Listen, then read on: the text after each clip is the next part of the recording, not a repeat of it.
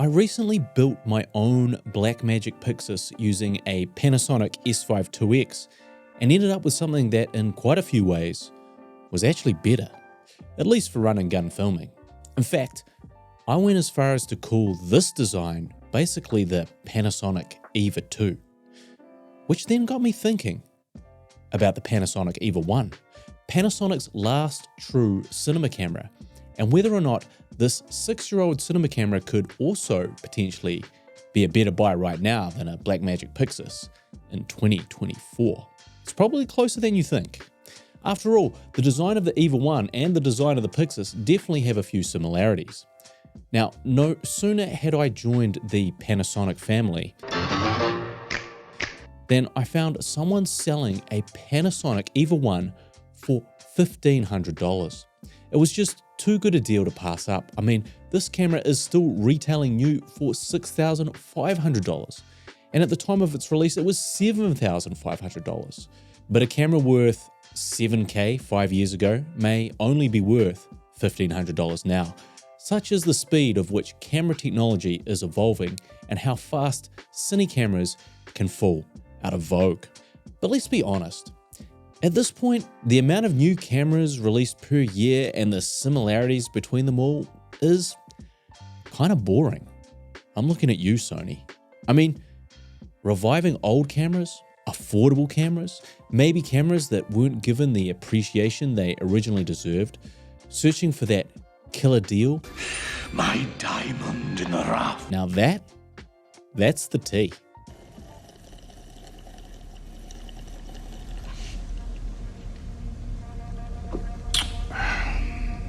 So after buying the Eva1 and a Panasonic S5, am I still officially a Blackmagic bitch boy? Or have I turned into a penny pinching panty pusher? Let's talk about how the Eva1 stacks up in 2024 to cameras like the upcoming Blackmagic Pyxis. And is it worth considering as one of the most affordable, true cinema cameras on the secondhand market? Now, much like my Panasonic S5 build-out, the Eva1 does a lot of the same things a Blackmagic Pyxis does, and has quite a few handy extras the Blackmagic Pyxis doesn't. So let's compare. The Eva1 has 2 full-size XLR ports on its back. The Pixus only has 1 mini XLR. The Eva1 has 6-stop internal ND filter. The Pixus has no inbuilt ND filter. The Eva1 also has an IR filter and an OLPF filter, while the Pixus only has an OLPF filter. The Eva1 can film in a variety of H.265 formats in all-I and long GOP, in 4K and 2K, downsampling its 5.7K sensor. It can also do RAW recording at 5.7K in B-RAW via its SDI output, and an interesting 2K crop mode that can shoot B-RAW up to 240 frames per second, which is actually a higher frame rate than any official Blackmagic can film at. The Pixus itself and the Blackmagic 6K full frame can only do 48 frames per second with a slight 6K crop or 120 frames per second in HD modes. But sadly, it's stuck filming B-RAW only. It has no real usable compressed video formats. You're stuck with RAW, which I think is one of its biggest drawbacks. Yes, we all want RAW recording, but we also want small file size recording when the best image quality isn't part of the requirements. Panasonic uses their own VBR batteries, while the Pixus uses Sony's BPU batteries. Now, both cameras have SDI and timecode out, but the Eva1 also has HDMI out, which makes it quite a lot more flexible when attaching a monitor. But the Pixus does have an Ethernet cable. Speaking of monitors, the Pixus only has its weird side monitor, while the Eva1 comes with a proprietary LCD touchscreen that attaches through a separate port. But it's not very good. Still, at least you can position it somewhere you might actually be able to see it. Neither of them have proper autofocus of any kind, but the Panasonic Eva1 does have IBIS with a slight crop, while the Pixus has no image stabilization. They both have dual native ISOs for lower light filming. To be honest, in a lot of ways, the body of the Eva1 seems a lot more sensible than the Pixus, which is crazy to say that a cinema camera designed over 6 years ago has a better design than a flagship cinema camera releasing, hypothetically, sometime at the end of 2024, which I think only highlights how flawed the Pixus design really is. However, the biggest difference between the two cameras is Blackmagic has a beautiful, bokeh-licious full-frame sensor which is able to shoot in 6K open gate. Meanwhile, sadly, the Eva1 is a super 35mm camera and only has RAW modes that go up to 5.7K. So how is the Eva1 in 2024? Well, think of Panasonic as that Rookie of the Year sportsman who unfortunately got overshadowed and outplayed by the rookies who came out in the years around him. So much promise and potential, but lacking a couple of the skills that would have made him an all-time great in a world full of all-time greats. I would define the Eva1 as a Docu cine camera. As such, it was competing with cameras like the C300 Mark II and the Sony FS7 and FS5. And truthfully, the Eva1 was barely hitting its stride when cameras like the FX6 and the A7S III and the FX3 kind of came in and simultaneously revolutionized and dominated the market. Those all-time great rookies of the year. Better in low light, full frame, and unbeatable autofocus. These are all things the Eva1 couldn't compete in, and again, you might argue that the Eva1 allegedly inherited the VariCam color science, and providing some compelling RAW options could lead to a higher quality image than those cameras. But it's much easier to get a passable image from those other cameras. If the Eva1 had been full frame or had the kind of autofocus the new S5iiX has, it could have been a contender. But without those things, it got itself into a Rocky 3 type scenario.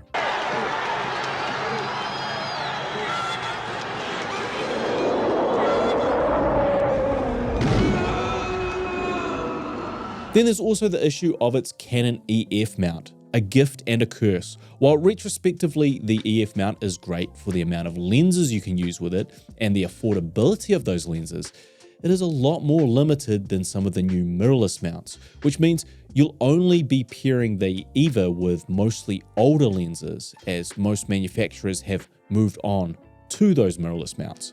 You can swap the mount to PL, but it's far from an easy process, and once you've swapped, it'd be tricky to go back. Finally, the Super 35 sensor.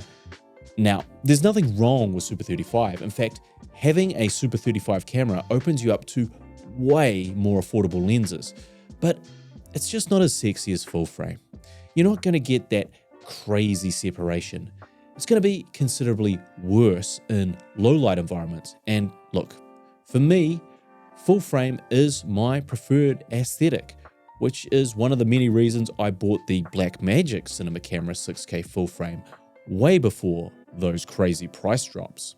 I'm going to throw up a few direct comparisons between the Eva1 and the Blackmagic 6K full frame and the Panasonic S5iiX, so you can see the differences in the real world using B-RAW. Although YouTube's compression may not help to really see the differences, all cameras were filming B-RAW at their highest resolutions at 8:1. And if we're just going to talk about the image alone, particularly filming in B-RAW, this is still a killer camera.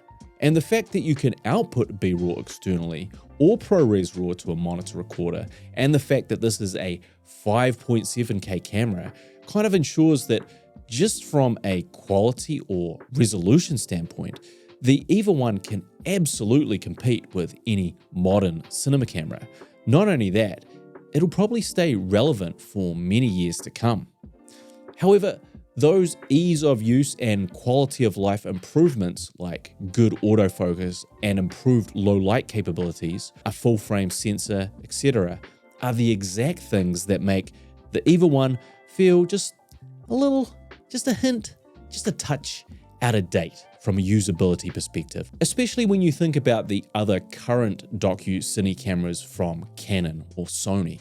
Which is a shame because this camera, had it been updated to a new model, is probably one generation away from being an absolute beast. Also, it should be noted how mediocre their monitor is. The touchscreen doesn't always work and it's highly reflective. It's completely unusable in broad daylight without attaching something like a Zacuto EVF or similar. But you will find it necessary to keep attached to manage the settings and menus separate to the other external monitor. The menu systems are also somewhat confusing and it can be a struggle to find where certain settings are and know how to change them. Like, it's all reasonably adjustable and simple, but it's definitely not the easiest menu system to navigate. But there is still a lot to love about the Eva1, particularly the cinema build. I love how everything's on the camera already, and the idea that you can just pick this up and go without having the nightmare DSLR rig out of all the smaller mirrorless cameras is super refreshing. And most importantly, I love the image coming out of this thing. I love being able to shoot in H.265 or B-RAW, which really makes it very good for documentary work where you just can't deal with shooting in a RAW format 24/7. I think the Eva1 is still a great doco cam to have for run and gun work, especially if you use a lot of manual lenses. And nowadays it is an excellent B cam or A cam to pair with one of the new Panasonic mirrorless cameras while retaining the addition of a lot more invaluable cine features. What excites me about a camera like this is that some kid is going to pick up a camera like this for practically nothing after saving up his milk run money and be able to film something visually stunning. I mean, it'll probably still be crap because they have no life experience, but it might look visually stunning. I mean, it might not look visually stunning because they spent all their pocket money on the camera and had nothing left over for lenses or lights, and they have no idea about craft, but the intention will be there, okay?